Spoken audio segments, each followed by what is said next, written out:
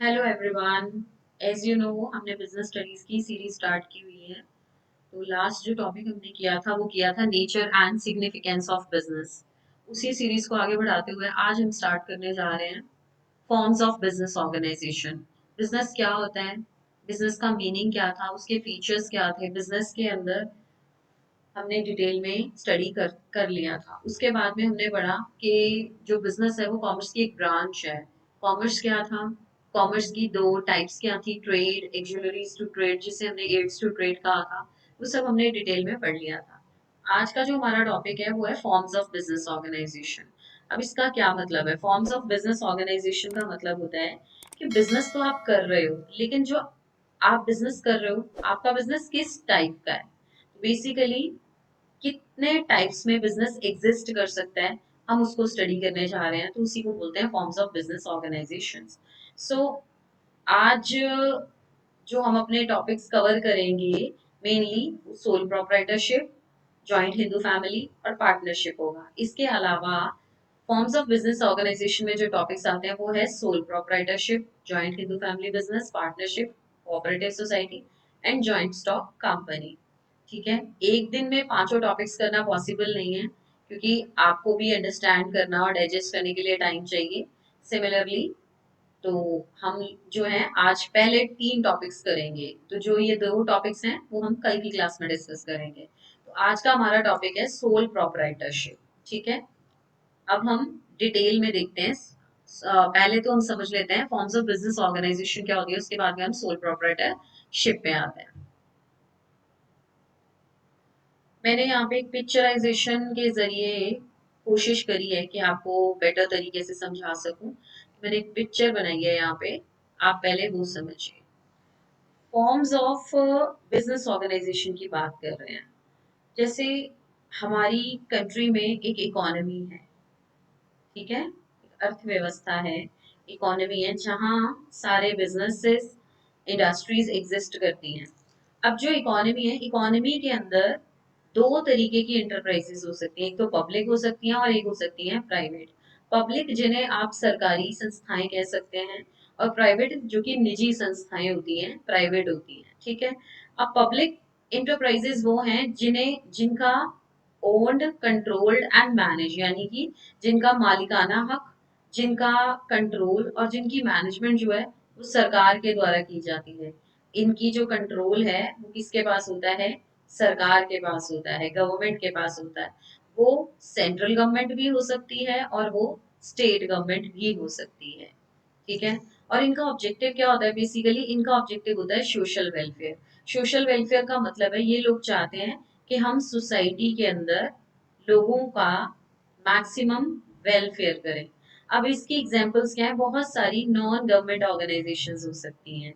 सबसे बड़ी एग्जांपल है गवर्नमेंट स्कूल्स, गवर्नमेंट के स्कूल्स, गवर्नमेंट के हॉस्पिटल्स। यहाँ पे क्या है, आपको बहुत अच्छी शिक्षा मिलती है, बहुत अच्छा चिकित्सालय, हॉस्पिटल्स में आपको अपना ट्रीटमेंट बहुत कम कॉस्ट पे, बहुत अच्छा ट्रीटमेंट और बहुत कम कॉस्ट पे आप वो एजुकेशन ले सकते हैं जो कि प्राइवेट में बहुत ज्यादा फीस पे करके आप प्राप्त करते हैं। तो गवर्नमेंट स्कूल्स, गवर्नमेंट हॉस्पिटल्स हो गए, ये सब क्या है, पब्लिक इंटरप्राइजेस की एग्जाम्पल्स हैं।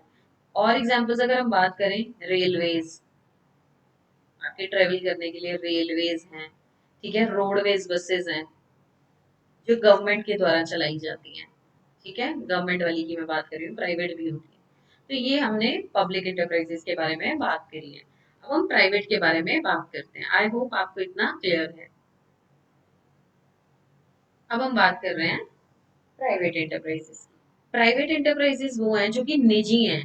निजी मतलब किसी सिंगल पर्सन को बिलोंग कर सकती है, किसी सिंगल ऑर्गेनाइजेशन को।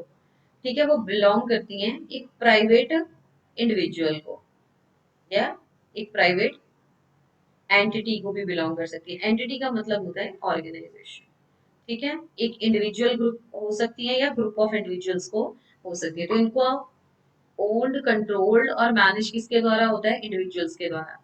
अब सबसे इंपॉर्टेंट चीज, इनका मेन मकसद होता है कि हमें मैक्सिमम टू मैक्सिमम प्रॉफिट कमाना है। इनको सोसाइटी के वेलफेयर से कोई लेना देना नहीं है, इन्हें मैक्सिमम टू मैक्सिमम प्रॉफिट कमाना है। तो आई होप आपको फॉर्म्स ऑफ ऑर्गेनाइजेशन क्लियर हो गई होगी कि फॉर्म्स ऑफ ऑर्गेनाइजेशन जो है वो दो टाइप का है। एक आप कह सकते हो गवर्नमेंट है और एक नॉन गवर्नमेंट है। ठीक है जी, नॉन गवर्नमेंट में हम एग्जाम्पल में प्राइवेट बोल देते हैं इसको, और गवर्नमेंट को आप पब्लिक बोल सकते हैं, जनता का। ठीक है, पब्लिक। अब हम आगे मूव ऑन करते हैं। जो हम ये फॉर्म्स ऑफ बिजनेस ऑर्गेनाइजेशन करने जा रहे हैं, जिसमें सबसे पहला टॉपिक हमने देखा है सोल प्रोप्राइटरशिप। तो मैं जो बात यहाँ पे करने जा रही हूँ वो प्राइवेट एंटरप्राइजेस की होगी। ठीक है, प्राइवेट एंटरप्राइजेस। तो आप स्क्रीन पे देख सकते हैं, हम बात कर रहे हैं प्राइवेट एंटरप्राइजेस की। अब प्राइवेट एंटरप्राइजेस में सबसे पहले है सोल प्रोप्राइटरशिप। सबसे पहले तो एक चीज देखिए, सोल का मतलब होता है सिंगल और प्रोप्राइटर का मतलब होता है ओनर। तो दोनों को जोड़ दिया तो क्या बन गया, सिंगल ओनर। Single owner. ठीक है। अब इसका कॉन्सेप्ट देखते हैं। एक सोल प्रोप्राइटरशिप फॉर्म क्या होती है, एक वो फॉर्म ऑफ बिजनेस ऑर्गेनाइजेशन है जहां पे एक सिंगल इंडिविजुअल ओन करता है, मैनेज करता है और कंट्रोल करता है बिजनेस को। मतलब उसका मालिक भी वही है, उसको मैनेज भी वही करेगा और कंट्रोल भी वही करेगा। मतलब आप कह सकते हो एक तरीके से कि वन मैन आर्मी की बात कर रहा है वो, कि अकेला ही मैं सब कुछ देख लूंगा अपने बिजनेस का। ठीक है, अपने बिजनेस को मैं अकेला देख लूंगा, जो भी होगा देख लूंगा अपने बिजनेस को अकेला। ठीक है, सो ये ही बियर करता है। अब अगर अकेला मालिक है तो सारे लॉसेस भी इसके हैं। ठीक है, और सारे प्रॉफिट्स भी इसके हैं। ये अपना प्रॉफिट और लॉस किसी से शेयर नहीं करता है। अब मैंने इसकी पिक्चर लगाई है, आप देख सकते हैं।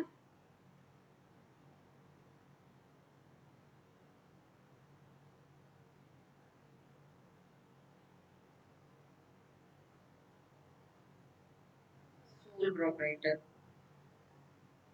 ये देखिए, sole proprietor. Sole means only और सिंगल, और प्रोपराइटर मीन्स ओनर। तो सोल प्रोपराइटर ये जो अकेला इंडिविजुअल है, ये कहता है मैं ही मालिक हूँ, मैं ही मैनेज करूंगा, मैं ही कंट्रोल करूंगा, सारे प्रॉफिट्स मेरे, सारे लॉसेस मेरे, मुझे कोई नहीं चाहिए। ठीक है, तो ये पर्सन जो है वो अकेला सब कुछ मैनेज कर रहा है। अब हम इस बिजनेस के थोड़े से फीचर्स देख लेते हैं।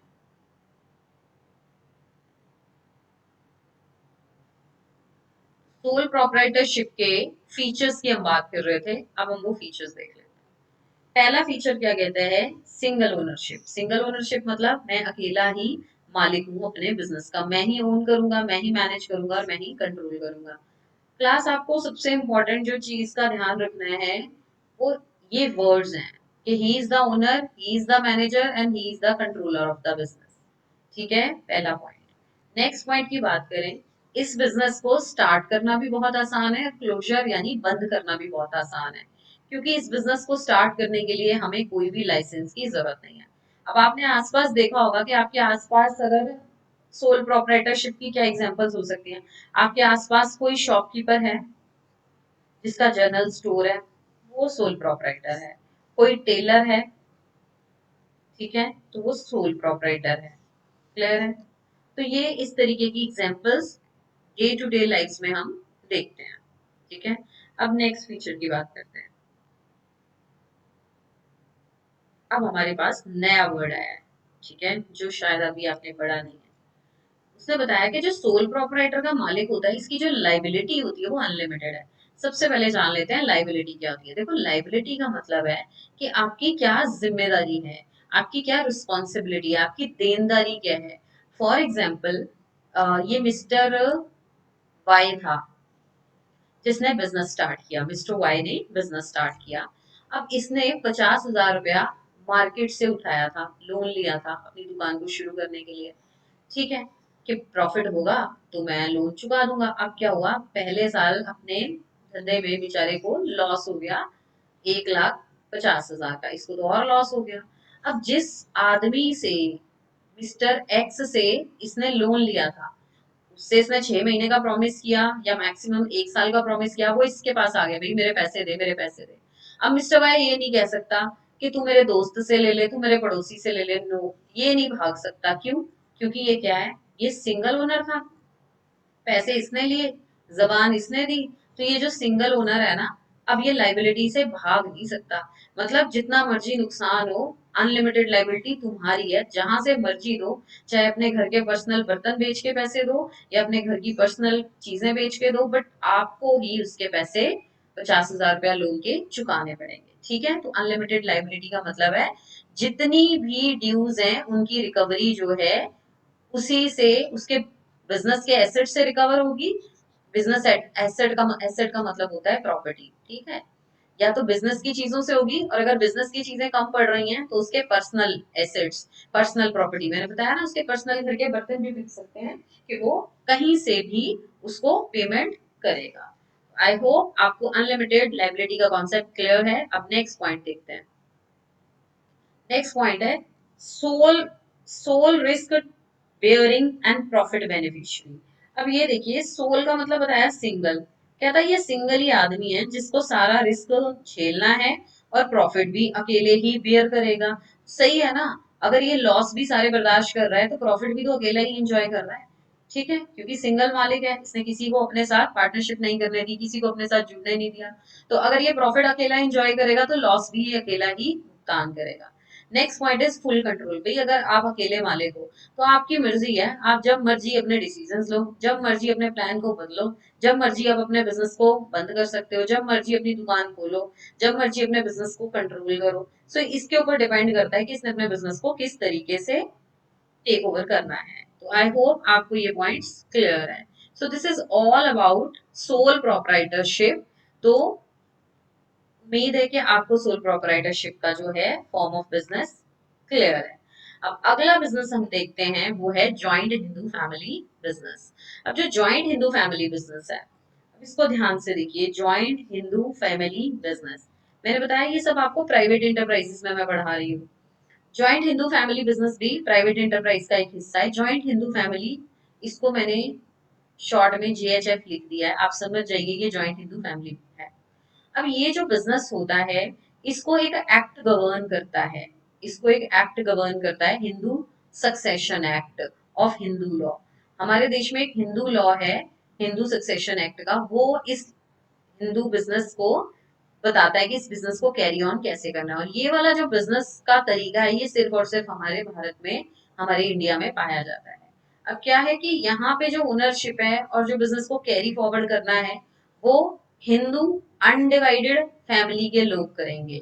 हिंदू अनडिवाइडेड फैमिली मतलब ये जो फैमिलीज हैं, जॉइंट फैमिलीज हैं, और ये फैमिलीज डिवाइड नहीं होती हैं, ये अपने बिजनेस को कैरी फॉरवर्ड करती हैं।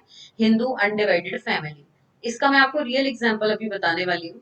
जो हिंदू अनडिवाइडेड फैमिली है, इस फैमिली का हेड कौन होता है? जैसे आपने क्रिकेट मैच देखा है, एक कैप्टन होता है, बाकी प्लेयर्स होते हैं, वैसे इनका कैप्टन कौन है? करता। ठीक है, और बाकी के जो मेंबर्स हैं उनको क्या कहा जाता है? को पार्टनर्स। आइए इसको समझते हैं। फॉर एग्जाम्पल, ये एक फैमिली है और इस फैमिली के सबसे हेड जो दादाजी हैं, इनको क्या बोलेंगे हम? कर्ता। ठीक है, ये जो दादाजी हैं फैमिली के, he is the head of the family, सारे डिसीजंस यही पर्सन लेगा। इसने बोल दिया हाँ तो हाँ, इसने बोला ना तो ना। अब इसके अंडर, फैमिली के अंदर जितने मेल मेंबर्स होंगे, नॉट फीमेल, जितने मेल मेंबर्स होंगे ना, वो इस फैमिली के बिजनेस का हिस्सा होंगे और इनको कहा जाता है को पार्टनर्स। को पार्टनर्स, इनको कहा जाता है को पार्टनर्स। ये क्या है? ये इस बिजनेस के मेंबर्स हैं। ठीक है, समझ आया? जो हेड ऑफ द फैमिली है, मान लो फैमिली का दादाजी जो है वो हेड है, ठीक है। अब अगर उसकी डेथ हो जाती है तो उसके बाद उस फैमिली में जो भी बड़ा इंसान, एल्डेस्ट पर्सन होगा, वो पर्सन कर्ता बन जाएगा। कर्ता मतलब जो सारे काम कर रहा है, जो सारे डिसीजंस ले रहा है, वो हेड बन जाएगा। और बाकी के पर्सन क्या होंगे? को पार्टनर्स। सो आई होप आपको Hindu succession act of Hindu law का जॉइंट हिंदू फैमिली बिजनेस का मीनिंग क्लियर है। अब नेक्स्ट इसके फीचर्स देख लेते हैं।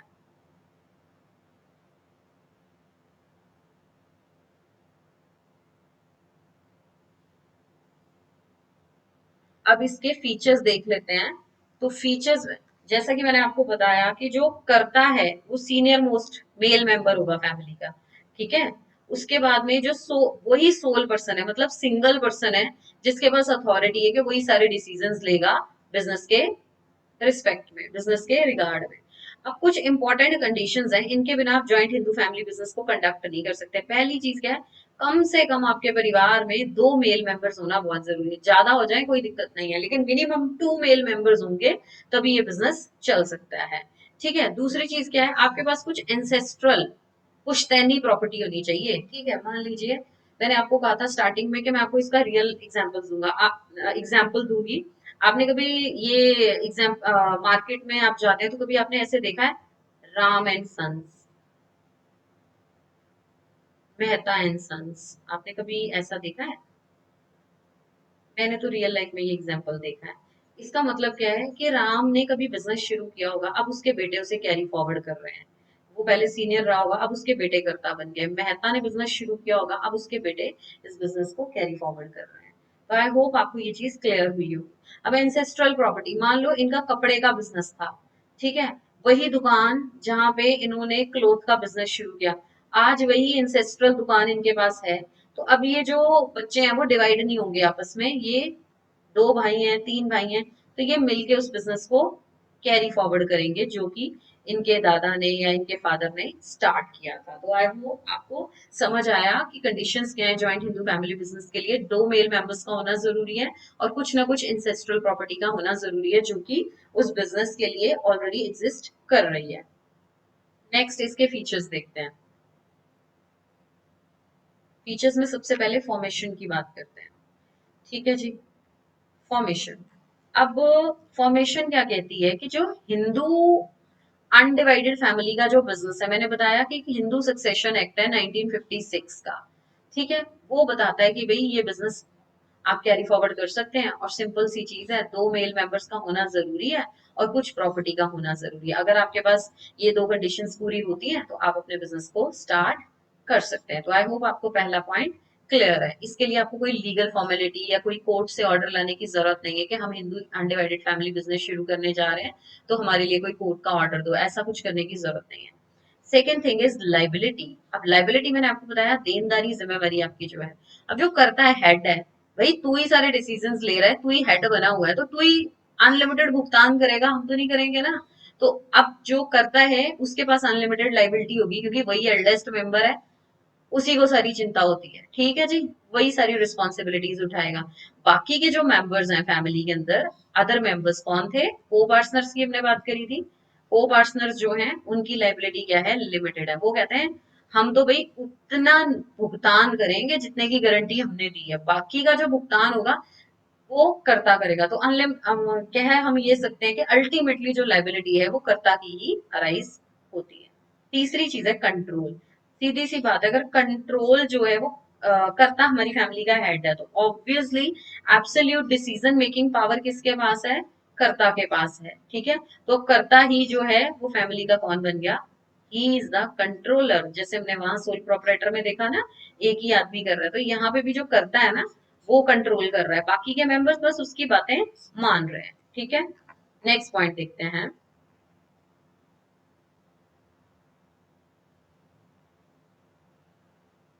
नेक्स्ट पॉइंट है हमारे पास कॉन्टिन्यूटी। कॉन्टिन्यूटी क्या है, जारी रखना किसी चीज को। मैंने आपको बताया कि अगर कर्ता की डेथ हो जाती है, वो बंदा मर गया, तो नेक्स्ट जो एल्डेस्ट मेंबर है फैमिली में वो कर्ता बन जाएगा, और बाकी के लोग जो हैं उसकी बात मानेंगे। अब वो हेड बन गया। जैसे मैंने बताया ये किसी फैमिली में हेड था, ये दादाजी था, ठीक है, और इसके 3 बेटे जो हैं वो फैमिली के बिजनेस को कंटिन्यू करवा रहे थे। अब इस बंदे की डेथ हो गई, ये बंदा आउट हो गया दुनिया से, ठीक है। अब ये बड़ा बेटा है, अब ये बन गया कर्ता, और इसके जो 2 भाई हैं वो इसके अंडर को पार्टनर्स बनेंगे। आई होप आपको ये पॉइंट क्लियर है। नेक्स्ट बात करते हैं हम माइनर की। माइनर का मतलब होता है वो व्यक्ति जिसकी उम्र 18 साल से कम है। ठीक है, तो फैमिली में अगर कोई मेल मेंबर है, मान लो इनका कोई बेटा है जो कि 18 साल से कम है, 16 साल उम्र है, तो क्या वो मेंबर बन सकता है? तो उसने कहा जी हाँ, माइनर मेंबर्स बन सकते हैं। ठीक है, कैसे मेंबर बन सकते हैं, जैसे ही उनका जन्म हुआ और ये चीज डिटेक्ट हुई कि वो मेल है, तो ऑटोमेटिकली उसके पास मेंबरशिप आ गई। ठीक है, तो ऑटोमेटिकली ही वो मेंबर बन गया। ठीक है, लेकिन उसे जिम्मेवारी या लॉसेस से कोई लेना देना नहीं है, क्योंकि अभी वो बच्चा है, जब तक वो 18 साल का नहीं होता तब तक उसके पास कोई डिसीजन मेकिंग पावर नहीं है। आगे है नंबर ऑफ मेंबर्स। मिनिमम अभी हमने देखा ना कंडीशंस क्या है जीएचएफ के लिए, joint Hindu undivided family business के लिए मिनिमम हमें कितने मेंबर्स चाहिए, 2 मेंबर्स चाहिए, और मैक्सिमम के ऊपर कोई लिमिट नहीं है, परिवार में जितने मेल मेंबर्स हो उतने हो सकते हैं, ठीक है, तो मैक्सिमम के लिए कोई लिमिट नहीं है। तो आई होप आपको joint Hindu undivided family business समझ आया है, और इसी के साथ हमने अपनी फॉर्म ऑफ बिजनेस ऑर्गेनाइजेशन दो कंप्लीट करनी है। First is sole proprietorship form of business, second is joint Hindu undivided family form of business organization। अब हम जो है वो आज का लास्ट टॉपिक जो है वो देखते हैं पार्टनरशिप। अभी ये third form of business organization है, इसके बाद दो और है, वो हम कल की क्लास में वाइंड अप करेंगे। आज हम पार्टनरशिप देखते हैं। अब पार्टनरशिप क्या है, आपने बहुत बार सुना होगा क्रिकेट मैचेस देखते वक्त के पार्टनरशिप होती है, ठीक है। पार्टनरशिप का मतलब क्या है कि आपस में दो या दो से अधिक लोग जुड़ गए हैं। तो पार्टनरशिप को कौन सा एक्ट गवर्न करता है, इंडियन पार्टनरशिप एक्ट 1932 सेक्शन 4। जैसे हिंदू सक्सेशन एक्ट कौन सा है हिंदू लॉ का, 1956।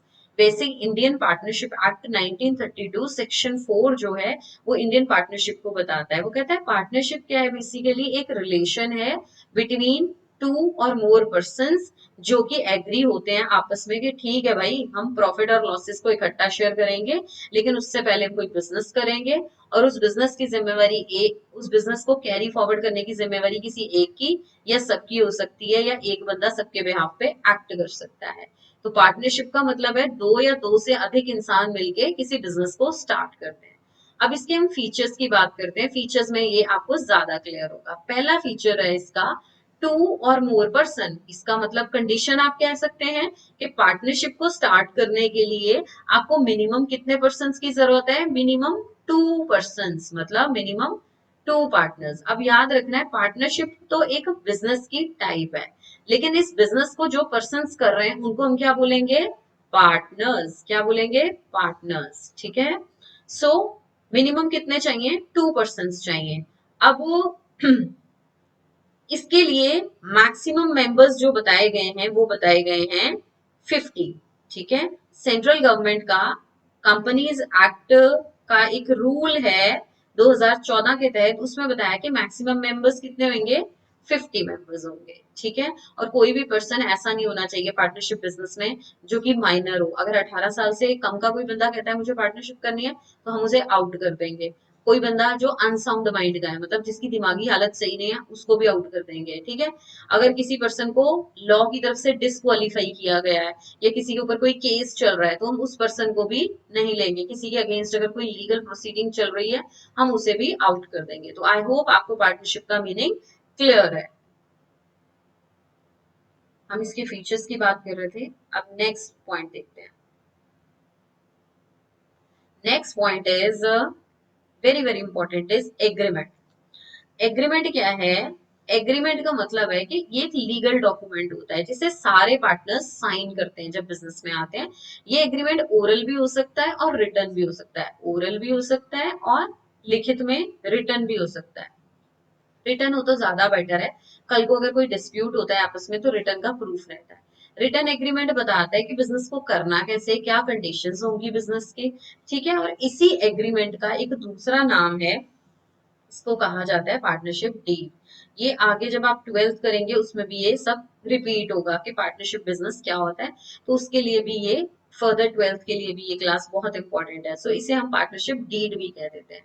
तीसरा है लॉफुल बिजनेस। लॉफुल बिजनेस का मतलब क्या है, पार्टनरशिप तभी सक्सेसफुल है जब आप कोई कानून की नजर से जो बिजनेस लॉफुल है आप ऐसा बिजनेस करें। कोई भी ट्रेड, कोई भी वोकेशन या कोई भी प्रोफेशन आप करिए जिसे आप जो है बिजनेस कंसिडर कर सकते हैं। लेकिन अगर आप कोई भी ऐसी एक्टिविटी कर रहे हैं जिसमें आप लोगों का भला सोच रहे हैं तो वो बिजनेस नहीं है, ठीक है, वो नॉन प्रॉफिट ऑर्गेनाइजेशन है। तो यहाँ पे आपको बिजनेस करना है ना कि non profit organization. Next point is profit sharing. Profit sharing क्या है कि मान लो आपके दो पार्टनर्स हैं, आपने डिसाइड किया कि हम बिजनेस करेंगे। अब कल को 2 लाख का प्रॉफिट हो गया, अब आप दोनों ने डिसाइड करना है कि आपके प्रॉफिट की रेशियो क्या है, आप इक्वली बांटेंगे। अगर इक्वली बांटेंगे तो 1-1 लाख आपको प्रॉफिट आ गया।